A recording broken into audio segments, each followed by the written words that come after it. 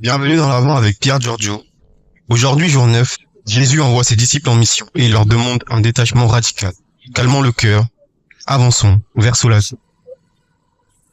Pierre Giorgio a vécu cet envoi, il est parti sur toutes les routes de Turin sans un bagage autre que sa charité. Il a tout donné, jusqu'à sa santé, sans jamais regarder en arrière.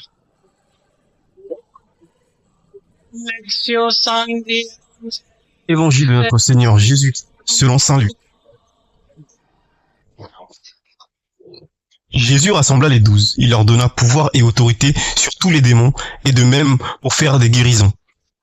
Il les envoya proclamer le règne de Dieu et guérir les malades.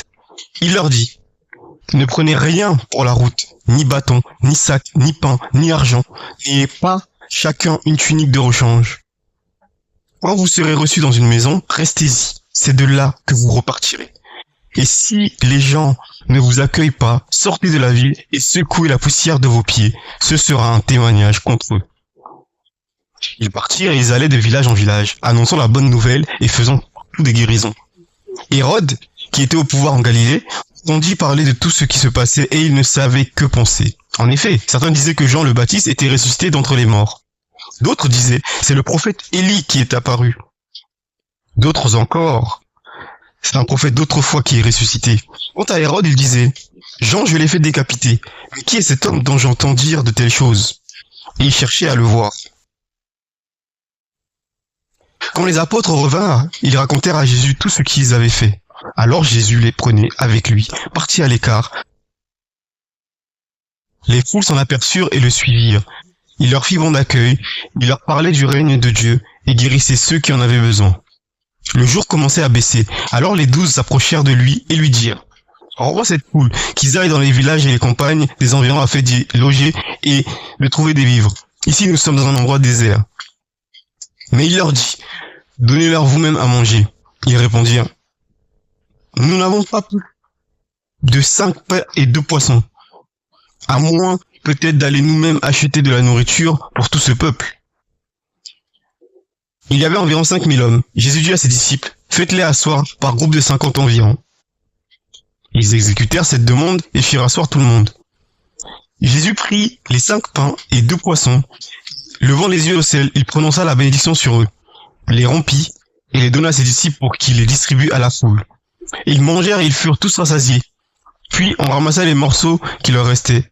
Cela faisait 12 paniers. En ce jour-là, Jésus était en prière à l'écart. Comme ses disciples étaient là, il les interrogea. Au dire des foules, qui suis-je? Ils répondirent, Jean le Baptiste, mais pour d'autres, Élie, et pour d'autres, prophètes d'autrefois qui seraient ressuscités.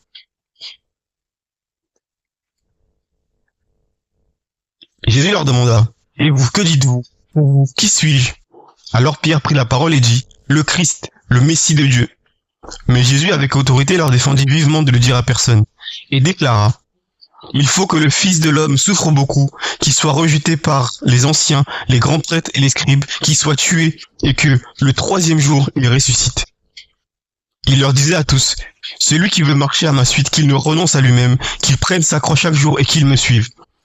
Car celui qui veut sauver sa vie la perdra, mais celui qui perdra sa vie à cause de moi la sauvera. Quel avantage un homme aura-t-il à gagner le monde entier s'il se perd ou se ruine lui-même? Celui qui a honte de moi et de mes paroles, le Fils de l'homme aura honte de lui quand il viendra dans la gloire, la sienne, celle du Père et des saints anges. Je vous le dis en vérité, voici que 2 hommes s'entretenaient avec lui, c'étaient Moïse et Élie, apparus dans la gloire. Il parlait de son départ qui allait s'accomplir à Jérusalem. Pierre et ses compagnons étaient accablés de sommeil, mais, restant éveillés, ils virent la gloire de Jésus et les 2 hommes à ses côtés. Ces derniers s'éloignèrent de lui, quand Pierre dit à Jésus, Maître, il est bon que nous soyons ici. Faisons 3 tentes, une pour toi, une pour Moïse et une pour Élie. Il ne savait pas ce qu'il disait. Pierre n'avait pas fini de parler qu'une nuée survint et les couvrit de son ombre. Ils furent saisis de frayeur lorsqu'ils y pénétrèrent. Et de la nuée, une vie se fit entendre. Celui-ci est mon fils, celui que j'ai choisi. Écoutez-le. Et pendant que la voix se faisait entendre, il n'y avait plus que Jésus seul. Les disciples gardèrent le silence, et en ces jours-là, quand ils descendirent de la montagne, une grande foule vint à la rencontre de Jésus. Et voilà qu'un homme dans la foule se mit à crier, « Maître, je t'en prie, regarde mon fils, car c'est mon unique enfant. Il arrive qu'un esprit s'empare de lui. Tout à coup de cri, les secoue de convulsion et le fait écumer. Il ne s'éloigne de lui qu'à grand-peine en le laissant tout briser. J'ai prié tes disciples d'expulser cet esprit, mais ils n'ont pas pu le faire. » Prenant la parole, Jésus dit, « Génération incroyante et dévoyée, combien de temps vais-je rester près de vous et vous supporter? Fais avancer ici ton fils. » À peine l'enfant s'était-il approché que le démon le terrassa et le fit entrer en convulsion. Jésus menaça l'esprit impur, guérit l'enfant et le rendit à son père. Tous étaient frappés d'étonnement devant la grandeur de Dieu.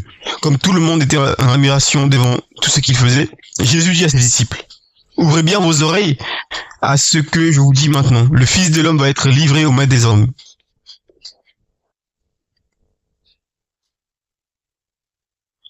Mais les disciples ne comprenaient pas cette parole. Elle leur était voilée, si bien qu'ils n'en percevaient pas le sens, et ils avaient peur de l'interroger sur cette parole. Une discussion survint entre les disciples pour savoir qui parmi eux était plus grand. Mais Jésus, sachant quelle discussion occupait leur cœur, prit un enfant, le plaça à côté de lui et leur dit, « Celui qui m'accueille en mon nom, cet enfant, il m'accueille moi. Et celui qui m'accueille accueille celui qui m'a envoyé. En effet, le plus petit d'entre vous tous, c'est celui-là qui est grand. » Jean, l'un des 12, dit à Jésus, « Maître, nous avons vu quelqu'un expulser des démons en ton nom. Nous en avons empêché car il ne marche pas à ta suite avec nous. » Jésus lui répondit, « Ne l'en empêchez pas, qui n'est pas contre vous et pour vous. » Comme s'accomplissait le temps où il allait être élevé au ciel, Jésus, le visage déterminé, prit la route de Jérusalem. Il envoya en avant de lui des messagers. Ceux-ci se mirent en route et entrèrent dans un village de Samaritains pour préparer sa venue. Mais on refusa de le recevoir parce qu'il se dirigeait vers Jérusalem. Voyant cela, les disciples de Jacques et Jean dirent, « Seigneur, veux-tu que nous ordonnions qu'un feu tombe du ciel et les détruise ?» Mais Jésus, se retournant, les réprimanda. Puis, ils partirent dans un autre village. En cours de route, un homme dit à Jésus, « Je te suivrai partout où tu iras. » Jésus lui déclara, « Les renards ont des terrils, les oiseaux du ciel ont des nids, mais le Fils de l'homme n'a pas d'endroit où reposer la tête. »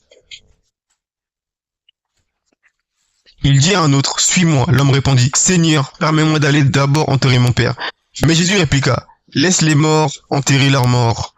Toi, pars et annonce le règne de Dieu. » Un autre encore lui dit, « Je te suivrai, Seigneur, mais laisse-moi d'abord faire mes adieux aux gens de ma maison. » Jésus lui répondit, « Quiconque met la main à la charrue, puis regarde en arrière, n'est pas fait pour le royaume de Dieu. »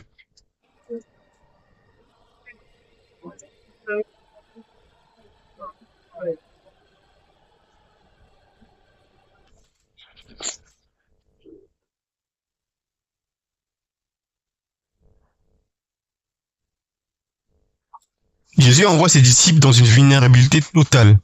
Pourquoi ? Pour qu'ils apprennent à dépendre non de leurs ressources, mais de la providence. Le renoncement n'est pas une fin en soi. Il est un chemin pour une plus grande liberté dans l'amour. Pierre Giorgio a compris que suivre le Christ, c'est accepter de perdre la vie pour la gagner.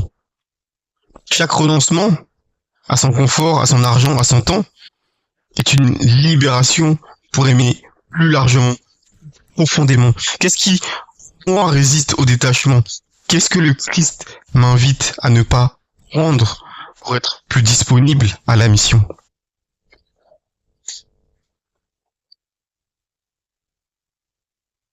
Prions. Seigneur Jésus, toi qui es le chemin, délivre-moi du poids de mes sécurités, apprends-moi à partir léger, à me fier à ta providence, à te suivre sans condition.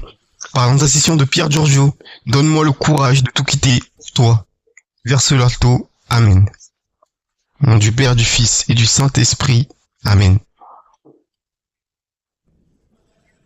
Merci d'avoir pris la route avec lui aujourd'hui. On se retrouve demain pour le jour 10, le bon samaritain. Courage. Verse l'alto.